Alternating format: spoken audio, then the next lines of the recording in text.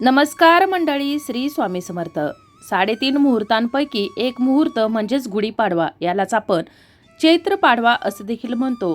तर पाडवा या शब्दाचा मराठी अर्थ चंद्राची कला. चंद्र कलेने वाढतो म्हणून चैत्र शुद्ध प्रतिपदेला चैत्र पाडवा हे गोंडस नामकरण लाभले. चैत्र शुद्ध प्रतिपदा म्हणजेच वसंत ऋतूच्या आगमनाची नांदी.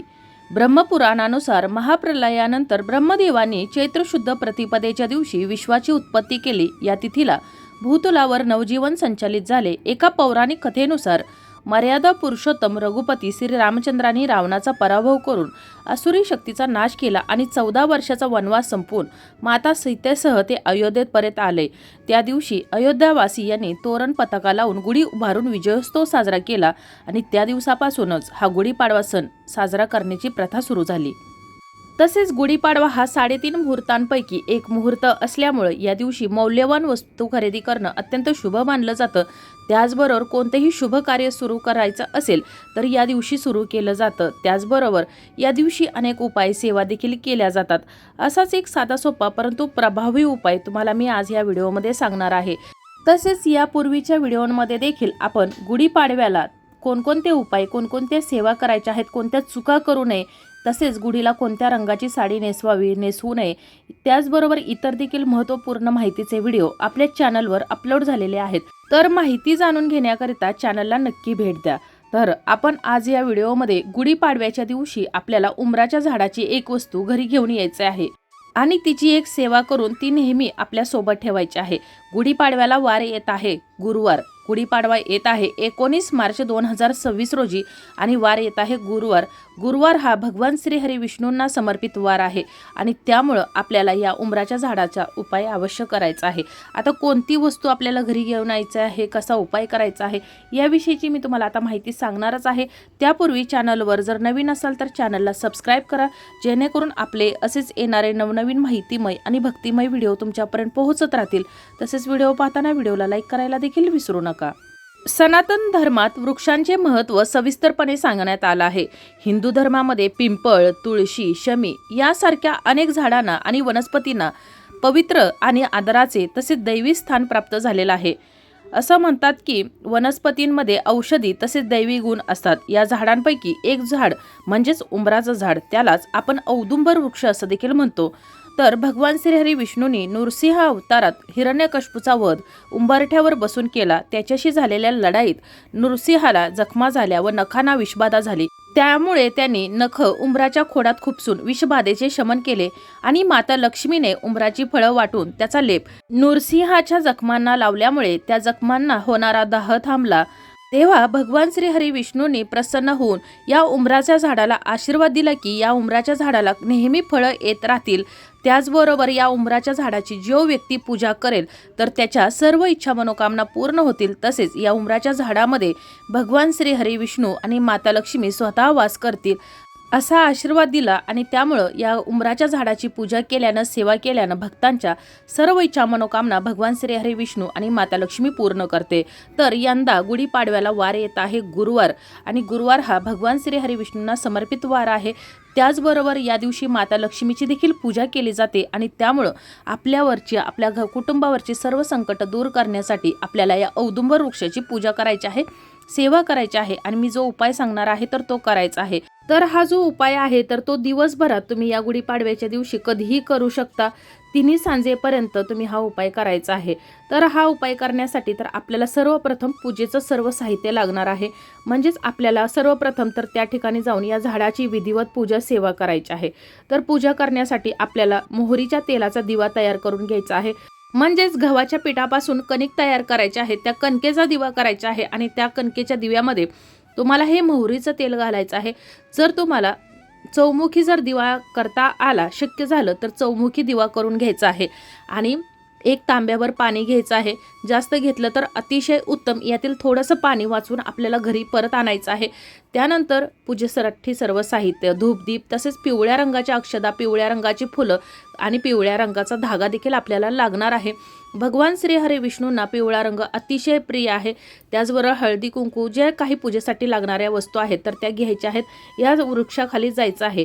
सर्वप्रथम तर या वृक्षाची आपल्याला पूजा करायची आहे। हळदी कुंकू अक्षदा व्हायच्या आहेत। जो आपण दिवा बनवलेला आहे कणकेचा चौमुखी दिवा, तर तो दिवा या उंबराच्या झाडाच्या मुळाशी प्रज्वलित करायचा आहे।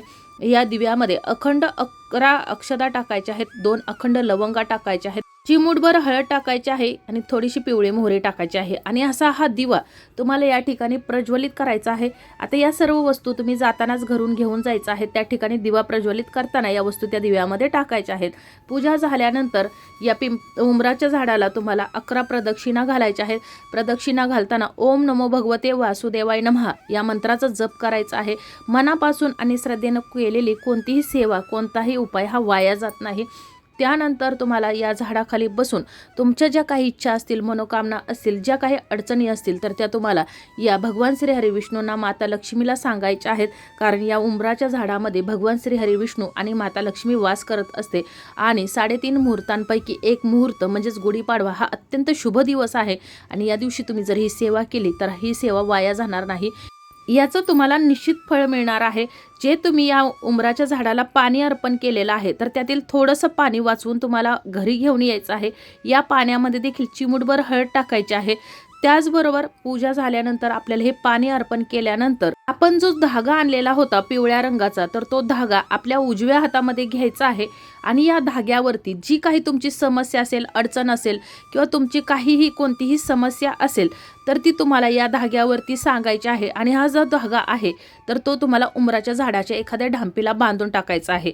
आणि त्यानंतर ही जी उंबराच्या झाडाखालची जी माती आहे तर त्यातील थोडीशी माती घ्यायची आहे आणि उंबराच्या झाडाचं जर मूळ घेणं जर तुम्हाला शक्य होत असेल, खोड, तर त्यातील थोडासा मुळाचा तुकडा तुम्हाला काढून घ्यायचा आहे।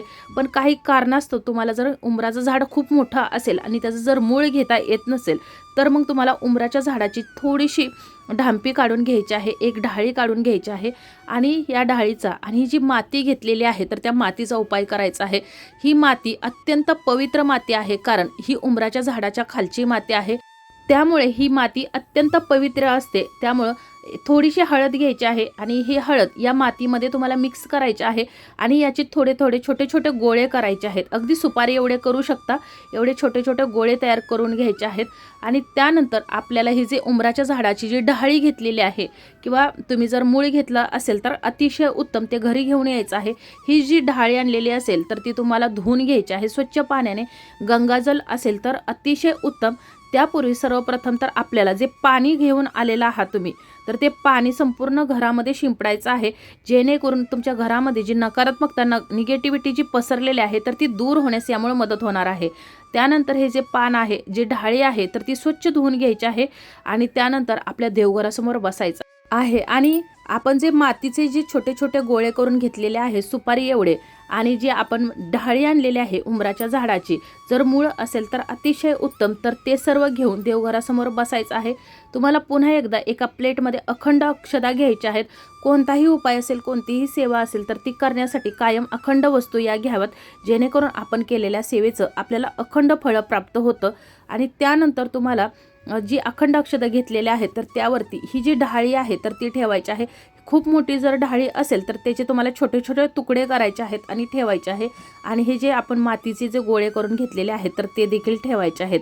आणि त्यानंतर पुन्हा एकदा आपल्या कुलदेवतेचं, माता लक्ष्मीचं, भगवान श्री हरी विष्णूचं नामस्मरण करायचं आहे मनापासून। पुन्हा एकदा तुम्हाला तुमची जी काही अडचण असेल, समस्या असेल, कितीही मोठं संकट असेल तर तुम्हाला या वस्तूंवर सांगायचं आहे, यांची पूजा करायची आहे, धूपदीप दाखवायचा आहे आणि या वस्तू तुम्हाला अभिमंत्रित करायच्या आहेत आणि त्याच ठिकाणी तुम्हाला हे वस्तू ठेवून द्यायच्या आहेत। दुसऱ्या दिवशी वार येत आहे शुक्रवार। शुक्रवार वार हा माता लक्ष्मीला समर्पित वार आहे आणि त्या दिवशी तुम्हाला ह्या ज्या वस्तू ठेवलेल्या आहेत, म्हणजेच आपण जे अखंड अक्षदा, त्याचबरोबर ही जी ढाळी आहे आणि हे जे गोळे ठेवलेले आहेत तर ते घ्यायचे आहेत आणि एक पोटली तयार करायची आहे। तुम्ही पिवळ्या रंगाचा कपडा घेऊ शकता किंवा लाल रंगाचा कपडा घेऊ शकता, शक्यतो पिवळ्याच रंगाचा कपडा घ्यावा आणि त्यामध्ये ह्याच्यातील 11 अखंड अक्षदा मोजून ठेवायच्या आहेत, 2 लवंगा ठेवायच्या आहेत, 1 रुपयाचं नाणं आणि आपण जी उंबराच्या झाडाची जी ढाळी आणलेली आहे तर त्या ढाळीचा एक तुकडा तुम्हाला यामध्ये ठेवायचा आहे। अशी ही पोटली तुमच्या पर्समध्ये, पॉकेटमध्ये तुम्ही ठेवू शकता। त्याचबरोबर ज्या ठिकाणी तुमचं धनधान्य ठेवता, पैसा अडका घरातील ठेवता, तर त्या ठिकाणी देखील तुम्हाला अशाच पद्धतीने एक पोटली तयार करून ठेवायची आहे। त्याचबरोबर दुसरी पोटली तुम्हाला तुमच्या स्वयंपाकघरामध्ये अशा ठिकाणी बांधून ठेवायची आहे की जिथं कोणाचाही स्पर्श होणार नाही, परंतु ती रोज आपल्या नजरेस येईल। आणि त्यानंतर तिसरी जी पोटली आहे तर ती तुमचा घराचा जो मुख्य प्रवेशद्वार आहे, उंबरठा आहे, तर त्या चौकटीच्या वरती आतल्या बाजूला तुम्हाला ही पोटली बांधायची आहे। कारण आपल्या घरामध्ये जी काही अडचणी येतात, विघ्न, संकट, बाधा जी येत असतात, तर ती सर्व काही याच ठिकाणाहून येत असतात आणि ती दूर करण्यासाठी आपल्याला घरामध्ये कोणतीही नकारात्मक ऊर्जा येऊ नये, त्यासाठी आपल्याला ही पोटली या ठिकाणी बांधायची आहे। जर तुमचा व्यवसाय असेल तर त्या व्यवसायाच्या ठिकाणी, गल्ल्यामध्ये किंवा त्या ठिकाणी देखील तुम्ही अशा प्रकारची पोटली बांधू शकता। अगदी साधा सोपा परंतु अत्यंत प्रभावी हा उपाय आहे। आणि उंबराच्या झाडामध्ये स्वतः माता लक्ष्मी आणि भगवान श्री हरी विष्णू वास करतात आणि आपण ज्या दिवशी उपाय करतोय तो 3.5 मुहूर्तांपैकी एक मुहूर्त आहे आणि त्यामुळे तुम्ही हा उपाय करायचा आहे। कितीही मोठं संकट असू दे तुमच्यावरती, एखाद्याचा विवाह ठरत नसेल, संतान प्राप्ती होत नसेल, आजार पण येत असेल किंवा कितीही मोठी अडचण असेल, एखाद्यानं करणी बाधा केली असेल, ग्रह दोष असतील, तर ते सर्व काही यामुळे दूर होणार आहे। फक्त कोयलेली सेवा मनापासून आणि श्रद्धेने करायची आहे। त्याचबरोबर अशाच प्रकारची एक छोटीशी पोटली तयार करून तुमच्या देवघरामध्ये देखील तुम्हाला ठेवायची आहे। दररोज सकाळ संध्याकाळ माता लक्ष्मीची, देवघरातील देवी देवतांची पूजा करताना तुम्हाला या पोटलीची देखील पूजा करायची आहे, जेणेकरून तुमच्यावर, तुमच्या कुटुंबावर कधीही संकट येणार नाही। त्याचबरोबर दररोज 3 सांजेच्या वेळेला तुळशीजवळ नेहमी दिवा प्रज्वलित करायचा आहे। शक्य असेल तर आपल्या उंबरठ्याजवळ देखील दिवा प्रज्वलित करायचा आहे, जेणेकरून माता लक्ष्मी आपल्या घराकडे आकर्षित होईल आणि आपल्या घरावरची सर्व संकट दूर होतील। त्याचबरोबर कोणताही उपाय सेवा करताना मनापासून आणि श्रद्धेने करावा। उपाय करताना आपल्या देवीचं, कुलदेवतेचं नामस्मरण करायला विसरायचं नाही। त्याचबरोबर रोज 3 सांजेच्या वेळेला जर शक्य असेल तर आपल्या घरामध्ये भीमसेनी कापूर हा अवश्य जाळायचा आहे। दररोज जरी शक्य झालं नाही तरी विशिष्ट तिथी असतात किंवा मंगळवार, गुरुवार, शुक्रवार, शनिवार हे जे वार आहेत किंवा सोमवार, तर हे विशिष्ट तिथी आहेत, तर त्या तिथींना तुम्ही हा घरामध्ये भीमसेनी कापूर जाळायचा आहे। घरामध्ये कधीतरी आपल्याला निगेटिव्हिटी, नकारात्मकता जाणवत असेल, अचानक घरामध्ये कोणी आजारी पडत असेल, घरामध्ये भांडणं, कलह वाढत असतील, तर त्यावेळेला देखील तुम्ही हा उपाय करू शकता। तर अशा प्रकारे आपण आज गुढीपाडव्याला उंबराच्या झाडाच्या वस्तूचा उपाय करायचा आहे हे जाणून घेतले। तर ही माहिती, हा उपाय तुम्हाला कसा वाटला कमेंट करून जरूर कळवा। जर काही समस्या असतील, काही चुकलं असेल, काही अडचणी असतील तर तुम्ही मला कमेंटमध्ये विचारू शकता। माहिती आवडली असेल तर व्हिडिओला लाईक करा, चॅनलला सबस्क्राईब करा आणि हा व्हिडिओ जास्तीत जास्त शेअर करा। धन्यवाद।